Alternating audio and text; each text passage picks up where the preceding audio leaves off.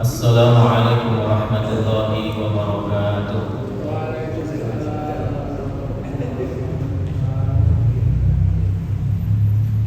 Alhamdulillahi rabbil alamin, alladzi arsala rasulahu bil huda wa dinil haqq liyudhhirahu 'ala ad-din kullih wa kafaa billahi shahida. Asyhadu an la ilaha illallah wa asyhadu anna Muhammadan abduhu wa rasuluh. Ya ayyuhalladzina amanu taqullaha haqqa tuqatih wa la tamutunna illa wa antum muslimun.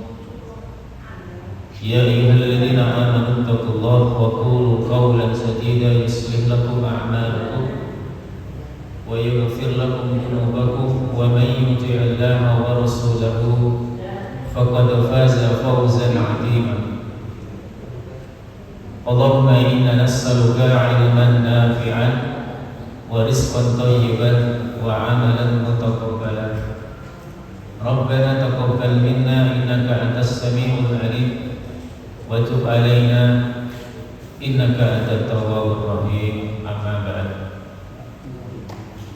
Muslimin muslimah jamaah salat maghrib Masjid Al-Mawadah yang dirahmati oleh Allah. Alhamdulillah, bersyukur kepada Allah, malam hari ini kembali kita dipertemukan di rumahnya yang mulia dalam rangka taqarrub kepada Allah, mengenal Rasulullah SAW secara lebih dekat. Mudah-mudahan apa yang kita upayakan di malam hari ini senantiasa Allah memberikan petunjuk, memberikan kemudahan kepada kita untuk terus mendekat dan menekan kepada baginda Nabi Muhammad SAW, sehingga kokoh dan hadir kecintaan kita kepada Rasulullah SAW. Yang demikian itu kemudian menjadi asbab dimudahkan kita untuk mendapatkan syafaat dari baginda Nabi Muhammad SAW. Jamaah yang dirahmati oleh Allah,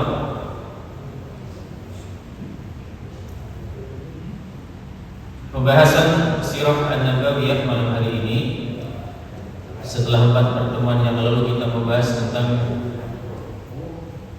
perang Al-Muraisi atau perang Bani Musthalib. Malam hari ini insyaallah kita akan membahas satu tema, yaitu tentang perjanjian Hudaybiyah. Namun sebelum kita membahas tentang perjanjian Hudaybiyah, Bapak Ibu, ada satu peristiwa yang juga penting yang tercatat di dalam sejarah yang terjadi di tahun 6 Hijriah. Dan kisah ini sering kita sampaikan, tapi tidak ada salahnya cerita ini kita ulang-ulang kembali supaya terus menambah ibrah, menambah pelajaran buat kita semua. Yaitu kisah tentang keislaman sahabat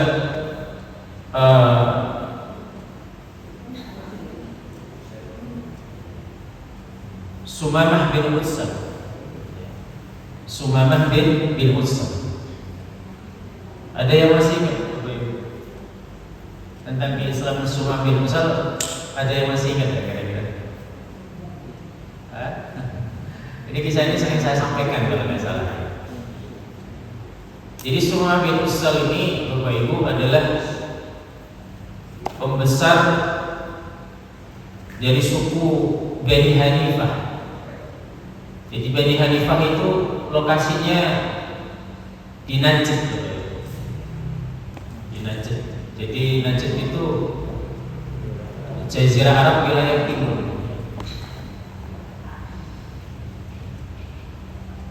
Suatu hari Rasul mengirimkan pasukan ekspedisi ke sana, karena ditengarai di kabilah Bani Hanifah ini banyak orang-orang yang ingin menyerang kota Madinah. Nah, waktu ke sana itu Sumamah bin Utsal sebenarnya mau umroh, kan? Jadi ibadah umroh itu memang orang-orang jahiliyah itu, orang-orang penyembah berhala itu mereka juga umroh. Tapi yang pasti umroh mereka beda dengan umrohnya orang-orang beriman.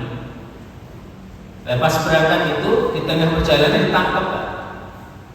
Ditangkap sama muslimin, kemudian dibawa kota Madinah. Sesampai di kota Madinah itu Sumamah kemudian dipenjara. Nah, waktu itu belum ada penjara, Bapak Ibu. Maka penjaranya itu dia diikat di tiang masjid. Jadi ada tiang ini, itu diikat di situ. Dikisahkan Sumamah bin Utsal ini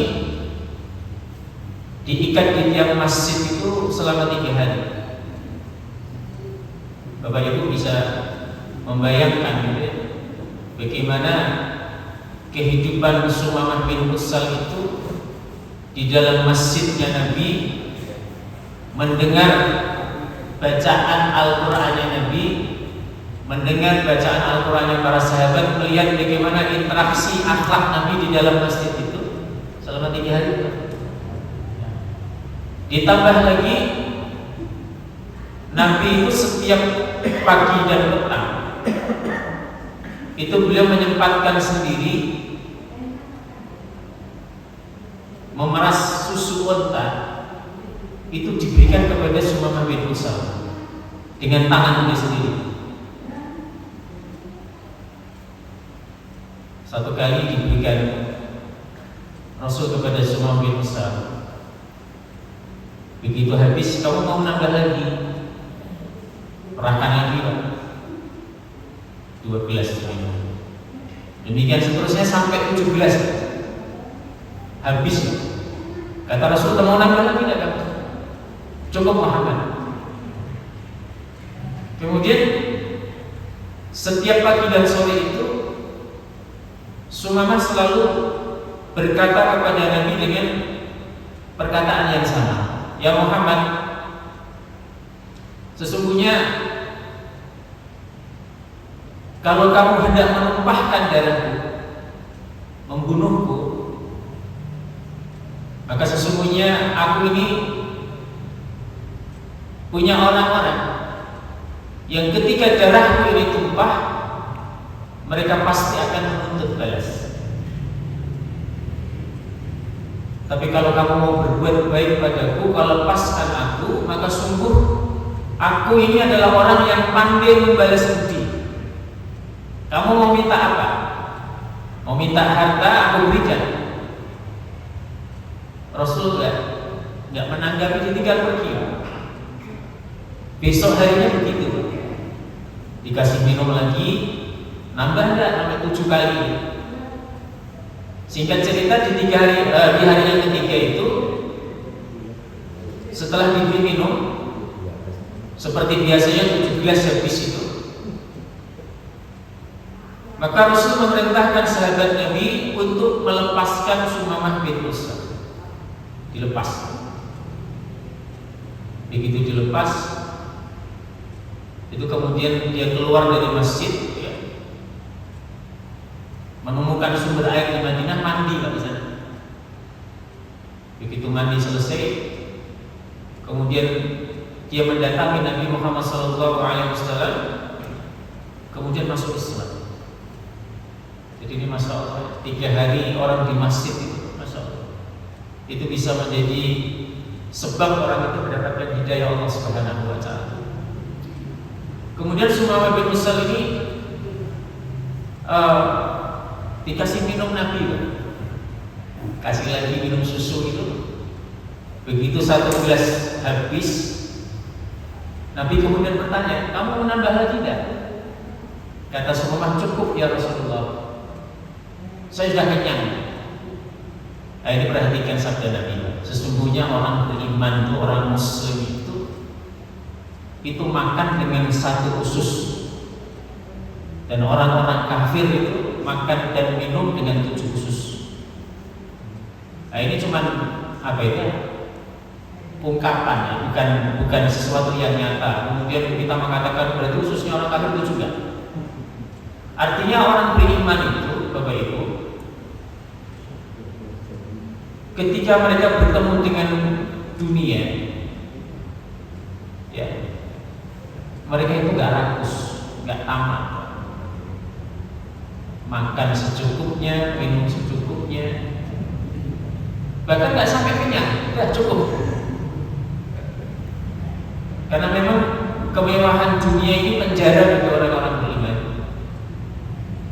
Jadi Bapak Ibu jangan kira kalau melihat orang-orang kafir itu, orang-orang yang tidak beriman itu, mereka jor-joran dengan harta. Jangan kira, memang begitu.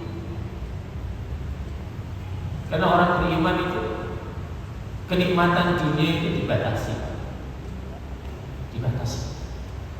Makanya saya sering prihatin gitu ya kalau datang ke apa itu resepsi pernikahan gitu ya, yang prasmanan gitu, orang bisa mengambil ini, tapi nggak dimakan, kan? Kamu bazir, ya makan secukupnya. Kalau dimakan sih tidak apa-apa, kadang-kadang nggak dimakan. Nah, ini menjadi sesuatu yang mubazir. Oleh karenanya, kenapa orang-orang beriman itu bisa hidup dengan cara seperti itu? Gitu ya? Karena memang syariat Islam itu luar biasa. Kata Bismillah itu, Bapak Ibu kalau makan dengan Bismillah atau dengan tidak Bismillah itu pasti beda, pasti. Kalau makan dengan Bismillah itu cukup, Pak. Ya. Makanya Rasul itu pernah makan gitu, Bapak Ibu, makan bersama para sahabat itu dalam satu piring. Jadi, Nabi itu punya piring, Pak. Piringnya besar gitu ya. Itu bisa dimakan oleh beberapa orang. Kebiasaan Nabi memang begitu. Nabi itu mengajarkan kalau kamu punya satu makanan, maka undanglah temanmu, saudaramu untuk makan bersama. Ya, punya 2 makanan, panggil 3 orang untuk makan bersama. Jadi pas Nabi makan itu bersama para sahabat, kemudian datang seorang Arab Badui, Pak. Begitu ikut makan itu makanan langsung habis. Kata Rasul, seandainya orang tadi itu makan baca Bismillah, maka ini cukup untuk kita sebenarnya. Tapi karena tidak baca Bismillah itu nggak cukup. Ya, makanya ini Masya Allah, ini pelajaran yang sangat mahal untuk kita semua. Yang pertama adalah orang beriman itu tidak berlebihan. Kemudian yang kedua, masjid itu adalah satu bentuk dan cara Allah untuk memberikan hidayah kepada hamba-hambanya. Makanya kalau kita ingin hidayah dan petunjuk Allah itu terjaga istiqomah, ya memang jangan jauh-jauh dari masjid. Ya, usahakan seberat apapun untuk senantiasa sholat berjamaah di dalam masjidnya Allah Subhanahu wa Ta'ala. Yang mudah-mudahan dengan itu Allah akan berikan petunjuk-petunjuk hidayah untuk kita, sehingga kita bisa beramal dengan amal yang istiqomah. Jamaah yang dirahmati Allah Subhanahu wa Ta'ala,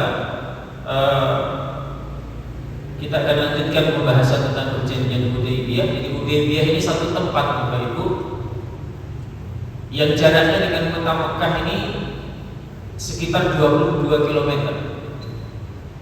Jadi jaraknya atau arahnya dari barat kota Mekah. Jadi sebuah tempat di kota Mekah. Dan perjanjian Hudaybiyah ini awalnya adalah dimulai dari mimpi Nabi Muhammad SAW. Jadi Nabi itu mimpi datang ke kota Mekah, kemudian melakukan tawaf di Ka'bah. Kemudian mimpi ini diceritakan oleh para sahabat.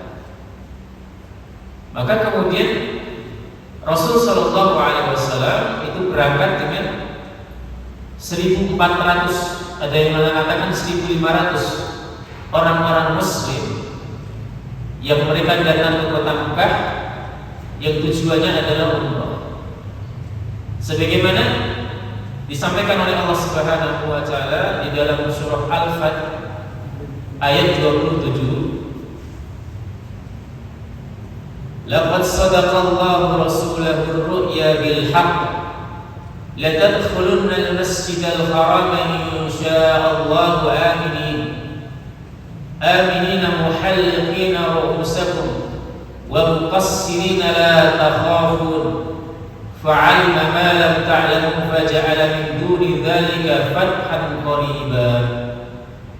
Sungguh Allah akan membuktikan kepada Rasulnya tentang kebenaran mimpinya bahwa kamu pasti akan masuk ke Masjidil Haram jika Allah menghendaki dalam keadaan aman dengan menggunduli rambut kepala dan memerdekakannya, memendekkannya, sedang kamu tidak merasa takut, maka Allah mengetahui apa yang tidak kamu ketahui, dan selain itu Dia telah memberikan kemenangan yang dekat.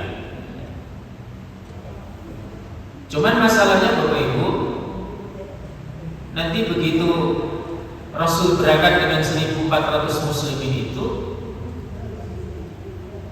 muslimin kemudian dicegat oleh pasukan Quraisy itu. Kemudian terjadilah perjanjian Hudaybiyah itu. Yang perjanjian Hudaybiyah itu ternyata menurut ukuran dan timbangan manusia, timbangan sahabat Nabi itu sangat merugikan muslimin.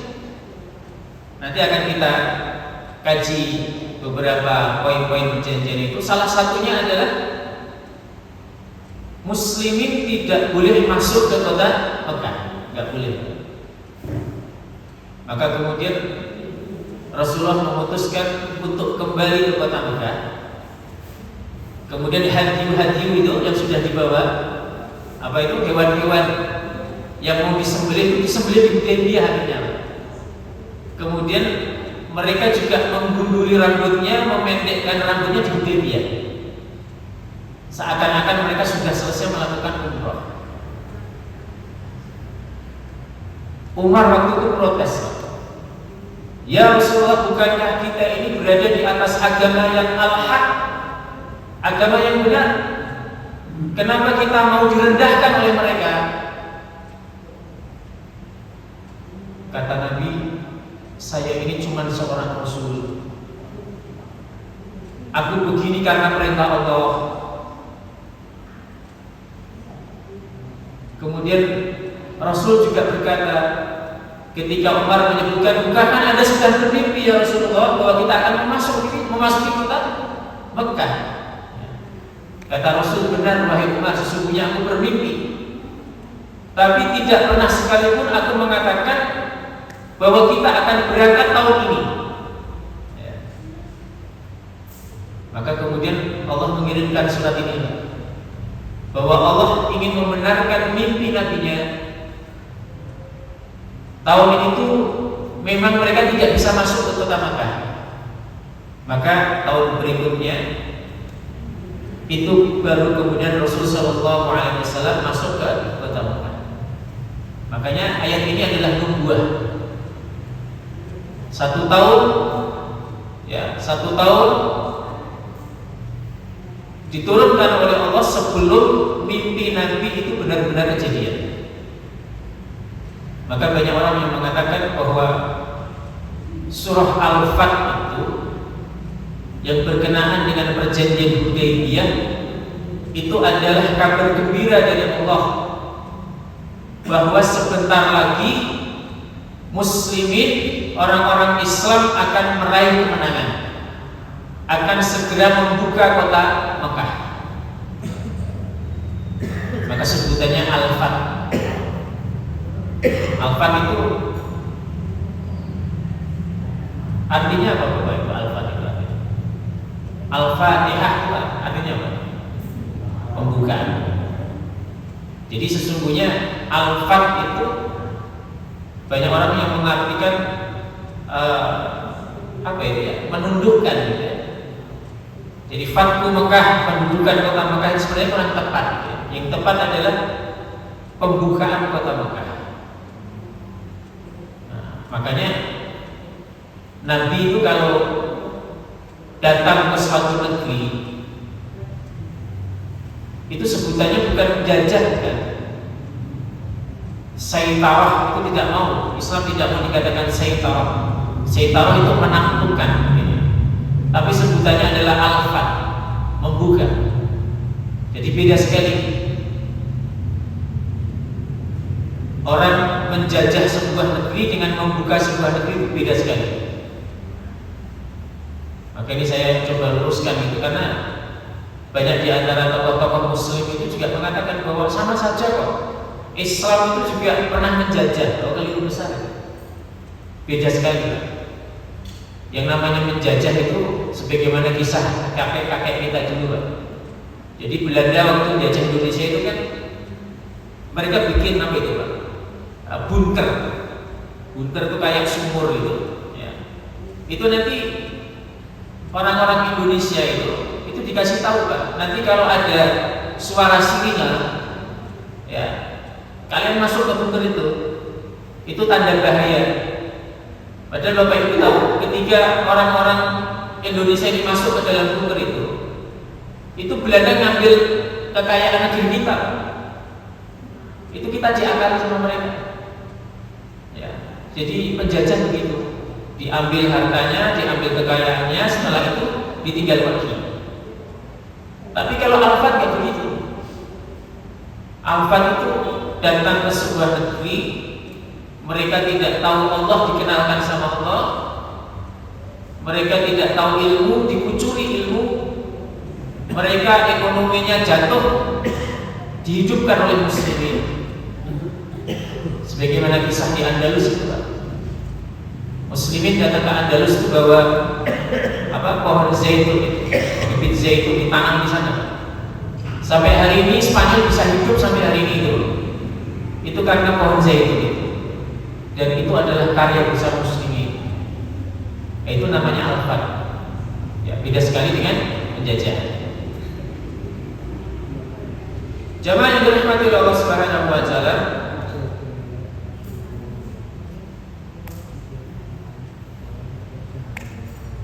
kemudian di dalam surat Al-Fat itu ada satu ayat yang ini juga penting, bahwa nanti orang-orang munafik Bapak Ibu itu mereka nggak mau ikut di dalam rombongan Nabi Muhammad SAW, ya, kecuali hanya satu, namanya Al-Jad bin Qais. Ini satu-satunya orang munafik yang ikut. Maka dikatakan bahwa mereka ini mempunyai prasangka, kalau kami berangkat bersama Muhammad, maka kami tidak akan pernah kembali kepada keluarga-keluarga kami. Karena bayangan orang-orang munafik itu nanti muslimin dihabisi Pak di sana. Maka mereka punya alasan sekian banyak itu untuk sekedar menghindari jangan sampai mereka ikut dalam rombongan Nabi Muhammad SAW. Bal nantum allan yanqalibar rasul wal mu'minuna ila ahlihim abadan. Kamu menyangka bahwa Rasul dan orang-orang mukmin tidak sekali-kali akan kembali kepada keluarga mereka selama-lamanya. Jadi muslimin orang-orang munafik itu begitu Pak. Mereka ini kalau melakukan amal itu diukur dulu. Ini kira-kira membawa untung bagi kami atau tidak? Kalau nggak menguntungkan nggak mau Pak. Apalagi membahayakan nyawa mereka, itu mereka evaluasi betul itu, ditimbang betul. Nah ini kayaknya nih nanti dibantai muslim, mereka nggak mau datang. Maka nanti di tahun yang sama itu, ketika Rasul Shallallahu Alaihi Wasallam selesai perjanjian Hudaybiyah, itu Rasul memberangkatkan pasukannya ke kota Khaybar. Itu kotanya orang Yahudi. Kemudian Rasul dijanjikan oleh Allah untuk mendapatkan harta ghanimah yang sangat banyak. Maka kemudian orang-orang munafik menyatakan ikut bersama Nabi. Kenapa mereka ikut? Karena orang munafik tahu persis di Khaybar itu hartanya banyak, maka mereka mau ikut. Ya, munafik hari ini juga sama. Ya. Kalau dirasa itu menguntungkan mereka, maka mereka gabung.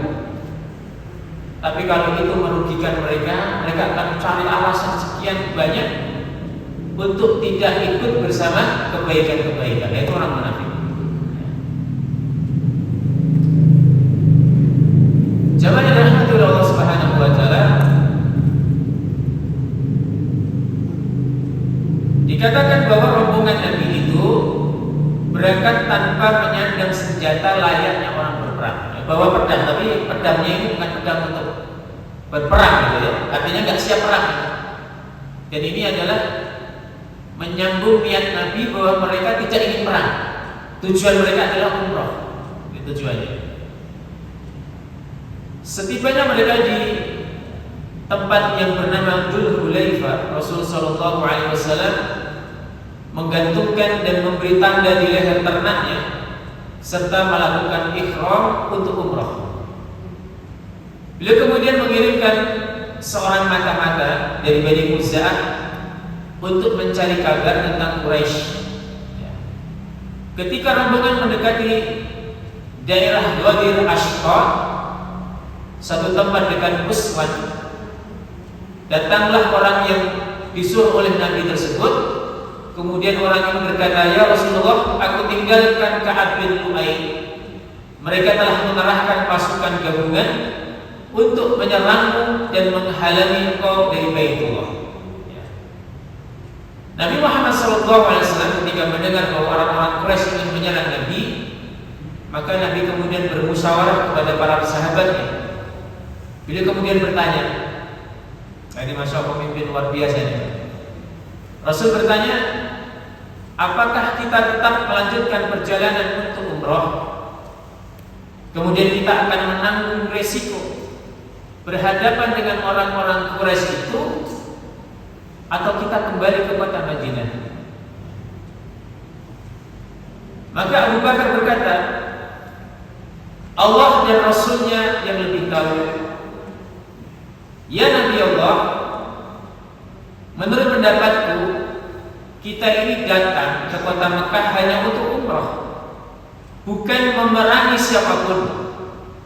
Akan tetapi, andaikan mereka menghalangi kita dan mengajak kita berperang, maka kami siap untuk menghadapi mereka.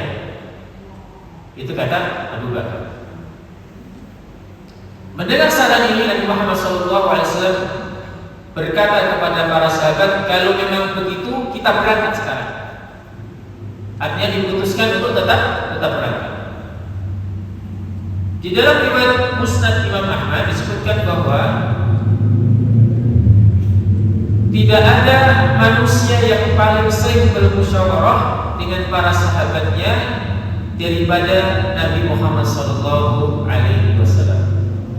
Jadi ini pentingnya memutuskan perkara itu dengan musyawarah. Bahkan ini dilakukan oleh Nabi Muhammad SAW.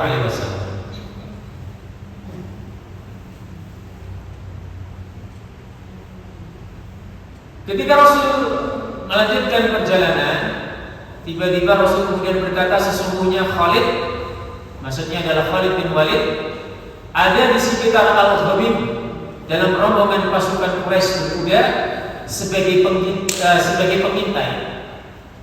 Maka ambillah jalan yang lain. Rasul berusaha menghindari konflik, ya. Maka Rasul berusaha menjauhi pasukannya Khalid bin Walid. Kemudian Khalid tidak menyadari keberadaan mereka sampai tiba-tiba mereka melihat debu bekas pasukan Nabi Muhammad SAW. Begitu Khalid ini sudah mengetahui gerakan-gerakan Nabi, pergerakan Nabi itu, kemudian Khalid memacu kudanya untuk memberitahu orang-orang Quraisy bahwa Nabi Muhammad SAW telah mendekati kota Mekah. Ketika sampai di daerah namanya As-Saniyah, tiba-tiba onta Nabi, siapa nama onta Nabi, Pak? Namanya siapa? Kalau Nabi itu apa-apa ada namanya, Pak. Pedang ada namanya, onta ada namanya, piring itu piring buat makan itu ada namanya. Itu Nabi. Sorban ada namanya. Onta juga ada namanya. Namanya Al-Quswa. Di daerah Saniyah itu tiba-tiba ontanya ini menderu, Pak, nggak mau jalan. Nggak mau jalan, Pak. Dikasih kode sama Nabi suruh jalan, nggak mau jalan. Sampai kemudian ada kalimat dari para sahabat, oh ini si Quswa sedang menentang Nabi, katanya. Sedang menentang Nabi, tidak menuruti perintah Nabi. Maka Rasulullah SAW kemudian menegur sahabat tadi, demi Allah, sesungguhnya onta ini tidak sedang bangga, ya, tidak mau menuruti perintahku, bukan. Karena ini semua adalah karena Allah. Sebagaimana dahulu Allah menghentikan gajahnya Abroha. Jadi Abroha dulu kan ketika mau menghancurkan Ka'bah itu, ketika gajah itu dihadapkan ke kota Makkah, nggak mau berdiri. Tapi begitu dialihkan ke kota Yaman, ya, dialihkan ke Habasyah itu mau berdiri. Begitu diarahkan ke Mekah nggak mau berdiri. Maka kata Nabi, ini Al-Quswa ini sedang ditahan oleh Allah, sebagaimana gajahnya Abroha ditahan oleh Allah Subhanahu wa Ta'ala. Rasulullah SAW kemudian berkata, demi yad dan jiwaku di tangannya, tidaklah mereka memintaku satu perkara yang mereka agungkan padanya kehormatan Allah, kecuali aku berikan kepada mereka. Kemudian beliau menghardik Al-Quswa, ia pun melompat lalu berbelok hingga sampai di pedalaman Hudaybiyah. Ya. Jadi di Hudaybiyah itu, Bapak Ibu, ada satu telaga. Makanya nama yang dari Hudaybiyah itu adalah Al-Samiyah. Al-Samiyah itu adalah orang yang dulu menggali sumber air di Hudaybiyah. Namanya Al-Samiyah. Ya. Nah, di telaga air ini ternyata Rasulullah dan para muslimin itu tidak mendapati sumber air yang banyak. Begitu diambil beberapa ciduk itu habis, Pak. Sehingga membuat para sahabat Nabi ini kehausan. Mereka lapor ke Nabi, ya Rasulullah, kita ini sedang kehausan, nggak ada sumber air. Maka Rasul mengambil anak panahnya, diambil anak panah, kemudian turun di telaga itu, dikorek-korek di sumur, didoakan sama Nabi. Kemudian sumur itu tiba-tiba mengeluarkan sumber air yang sangat banyak, dan itu diminum oleh 1.400 orang sampai mereka kenyang, sampai mereka hilang hausnya. Ini mukjizat Nabi Muhammad SAW. Mendengar berita bahwa kaum muslimin ternyata telah singgah mendekati wilayah mereka, orang-orang Quraisy mereka kemudian terkejut. Rasulullah SAW bermaksud mengutus salah seorang sahabat kepada mereka. Beliau memanggil Umar bin Khattab untuk diutus kepada orang-orang Quraisy. Tapi ternyata Umar menolak. Nah, ini bukan sebagaimana kebiasaan Umar, ya. Umar ternyata takut. Ya. Kata Umar, ya Rasulullah, sesungguhnya tidak ada lagi Bani Ka'ab yang membelaku. Jadi dulu waktu Umar masuk Islam di Mekah itu Umar selalu dibela oleh Bani Ka'ab. Kata Umar, ya Rasulullah, sudah tidak ada lagi Bani Ka'ab yang membela aku. Aku khawatir jika mereka itu menyakiti aku, kata Umar. Maka sebaiknya Anda mengutus Utsman bin Affan. Sesungguhnya Utsman ini masih punya banyak keluarga di sana yang bisa membela Utsman. Jadi memang kebiasaan jahiliyah itu Bapak Ibu. Kalau ada satu kaum, meskipun mereka ini beda agama, tapi dikarenakan fanatisme mereka terhadap kaumnya itu bisa dibela. Karena di Mekah itu Utsman masih punya keluarga, salah satunya adalah Abu Sufyan. Itu keluarganya Utsman bin Affan. Jadi kalau ada apa-apa itu bisa dibela oleh keluarganya, itu menurut Umar. Maka kemudian Rasul Shallallahu Alaihi Wasallam memanggil Utsman dan mengutusnya untuk bermusyawarah dengan orang-orang kafir Quraisy.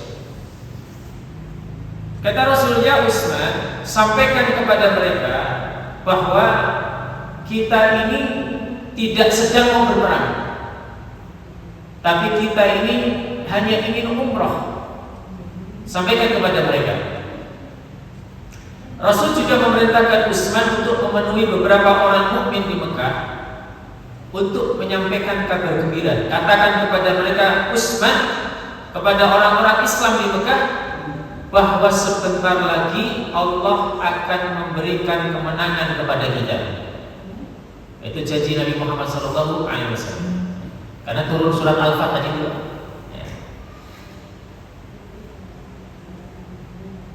Tibalah Utsman di Mekah. Kemudian beliau melewati rombongan Quraisy di suatu tempat namanya Baldah. Kemudian orang-orang itu berkata, hendak kemana kamu wahai Utsman? Utsman kemudian berkata, Rasulullah SAW telah mengutusku mengajak kalian kepada Allah, kepada Islam. Aku sampaikan juga kepada kalian bahwa kami datang ke sini bukan untuk berperang, tapi kami datang ke sini untuk melakukan umroh. Kemudian mereka mengatakan kepada Utsman, kami sudah mendengar apa yang kau sampaikan wahai Utsman, maka teruskanlah segala keperluan itu. Maka Utsman terus berjalan, menyampaikan risalah Islam kepada orang-orang yang ditemui, sampai kemudian bertemulah Utsman ini dengan seorang keluarganya bernama Aban bin Sa'id bin Al-As. Ia mengucapkan selamat datang kepada Utsman dan menyodorkan pelana kudanya, lalu membawa Utsman di atas kuda itu, serta dia bersiap untuk menjaga keselamatan Utsman bin Affan. Baik, sudah bisa. Mudah-mudahan apa yang kita kaji malam hari ini bermanfaat. Insyaallah pekan depan kita masih membahas tentang perjanjian Hudaybiyah. Mari kita tutup sama-sama dengan bacaan kafaratul majlis. Subhanallahumma wa bihamdika asyhadu an la ilaha illa anta astaghfiruka wa atubu ilaik. Mohon maaf sebelum kami tutup, ada sedikit informasi ditujukan kepada bapak-bapak yang nanti setelah Isya tidak ada acara, tidak ada keperluan, tidak ada uzur, ada pengumuman bapak-bapak yang mau ikut kajian kitab tauhid nanti habis sholat Isya akan diasuh oleh Ustadz Suparjo. Tempatnya di Optik Mutiara. Tempatnya Pak siapa? Pak Ari. Pak Ari itu Jalan Situluhur, Situ Asin. Situ Asin sebelah kanan sebelah kanan dari Masjid Baitur Rahman. Insyaallah nanti habis Isya bapak-bapak yang tidak ada uzur kami persilakan untuk bersama-sama ikut kajian beliau. Demikian, assalamualaikum warahmatullahi wabarakatuh.